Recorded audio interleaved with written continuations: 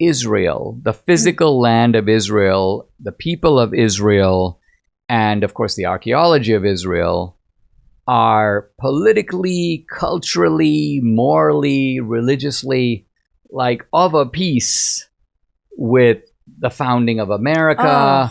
Because, and of course, I use the phrase Athens and Jerusalem. One of the points I try to make is that Athens does not need a defense. Because Western philosophy, from Socrates to Plato, and then, of course, you have the Greek tragedy and the theater. You have the foundation roots of democracy. So we know that Athens has a precious legacy, and that legacy is not that controversial. But what is controversial is Jerusalem, because Jerusalem represents Yahweh, it represents the Bible, it represents the Ten Commandments, it represents the moral demands that God makes on man, and specifically on us. A lot, I think, of atheism, a lot of rebellion, a lot of even agnosticism. Why does someone want to be agnostic? Not because there isn't a whisper in their conscience or their heart about God, but they don't want to be under the sovereignty of God. They don't want God to make the rules that they need to live under. That's right. Right? So this is Jerusalem. This is why Jerusalem is divisive. And this is, by the way, initially, remember how I talked about how Washington and Lincoln and FDR and Reagan were divisive? The most divisive person in all of human history is Jesus Christ.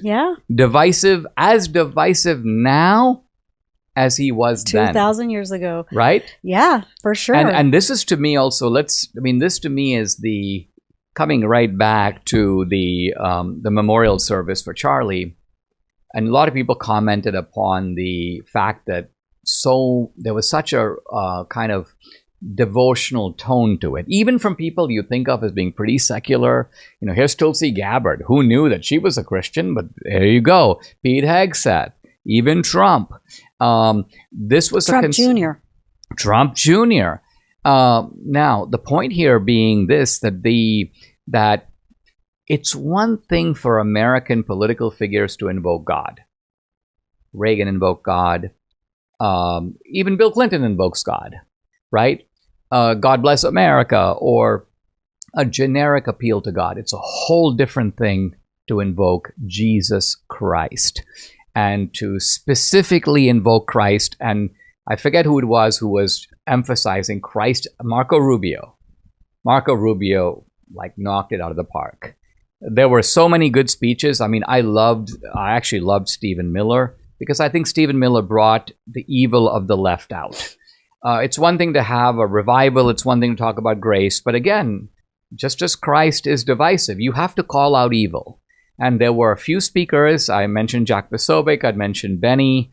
But I think Stephen Miller was the one who just let him have it. And he did it with a kind of Old Testament fury that I thought was just downright magnificent.